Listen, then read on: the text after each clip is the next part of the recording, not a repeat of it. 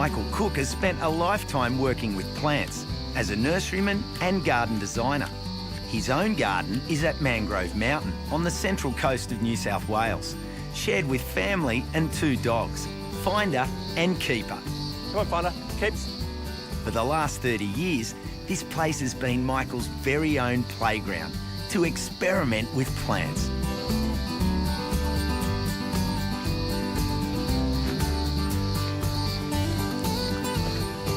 So let's go meet him and explore the garden. So you've developed your own particular style over some years. How would you describe your garden style? I like to think that it's sort of like a comfortable style, so more a feeling rather than a look. That's a nice way of putting it. Yeah, I like gardens that just feel natural, gardens that make you feel good to be in rather than impressing everybody. And this garden here, how would you describe it to someone? So my own garden is really just it's my life over 30 years. So it's a little bit like looking at an old photograph album. I like the idea of a photograph album because you've lived in different spaces, you've done different things over time. Yes. Well, imagine, you know, it started off with nothing and now it's sort of like this big mature garden that I could never afford or never find in the first place. Combining foliage, form and colour of native plants and exotics, Michael's developed a garden style that balances structure with wildness. I love this part of the garden because it's just so different to the rest. It's really wild. It's sort of like the furthest part away from the house, so it's the area, even though I love to visit it, it's the area that I don't want to work in so much. How has it sort of evolved over time? We dug the dam ourselves, so originally it was just a bare shell, and then I planted this little cluster of bog iris on it. And then my son used to walk around with me, and I'd be holding his hand every morning, and he'd grab hold of these seeds and he'd throw them on the water. So they floated all the way around the edge and just filled it all up. So now they hide the bare banks. Yeah. So there's no erosion of the banks here at all? No, not at all. That's unreal. Yeah. So did you plant those casuarinas? So all of these trees. Yeah. So these ones have gone in as tubes. The bunya just went in sort of like as a waist-high tree. I mean, all the trees that are here, you know, every single thing except for the scribbly gums, I put in myself. So you never imagine things are going to grow in your lifetime, but trees do. How old is that? It creates like a real courtyard space. Yeah, there.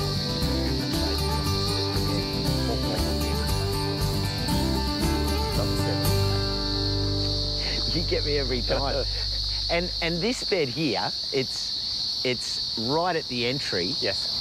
How does it work across the season? This is probably one of my favourite areas. So this one always sort of changes. So depending on what time of year, in winter it's totally chopped down to the ground. So the only things that are consistent is the xanthorrhea here and probably the agaves down the front. The rest of it just gets totally chopped down to the ground. So this is really an up and down garden. So depending on what time of year you come, it might be in flower, it might be deciduous, might be all golden and brown. I see you've got pomegranates there. Yes, yep, I love pomegranates, so all over the garden. This one's a really sort of special super dwarf one. So you get to this point here and I can see the front door, but it's beautifully framed by these massive Gymea lilies. So the Gymeas are our local flower, so I thought these would look sensational here just because they seem to hold it all together. And that vertical's always sort of lovely to use at an entry. Just seems to draw your attention. But for all the formality, I love the way that you can just leave these Davidson's plum be what they are and jump out looking for sun. I think that's sort of the secret of the garden, is just leaving some things to do their own thing, you know, just allowing them to be them. Do you use the bull a lot? Yeah. It's great. I mean, it's so simple. Just a couple of sleepers and a bit of deco granite. This gate, look at that. Beautiful gate, isn't it? So, wow. So I drove somebody crazy for 2 years for that. Now, your buxus here, it looks to me like a whole series of clouds. But I like the way you mess with it and actually open up windows. Yeah, I sort of want to open up and sort of show the age of the plants. So they've been in there now at least 25 or almost 30 years. So I want to show that they're old and there's gnarly trunks, you know, just not this neat, tidy young thing. Yeah, literally like a wall. Yeah, just appreciate its age. It's really different, and I mean, and then you start to get other shapes popping out like that. To me, looks like a turtle sticking his head out and wants to get to the plum tree here. Look at these plums; they look sensational. It's one called Santa Rosa, so it's a beautiful one. Yeah. So this one just pollinates itself. and it ripens very early, so it means you don't need a spray. Wow, they look lush. Oh, yes, it came off lightly. It went all over you. Oh, yum. The smell. Great smell, musky.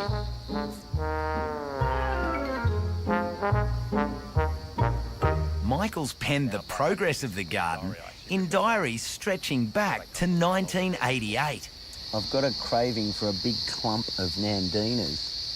So I'm still looking for a right spot for that nandina. Wildflowers are out now, a lot later than Sydney, but they look good. I mean, that's really valuable local seasonal information. Like this one. To top it all, the geese have pulled out my succulents. It's not all good news, is it?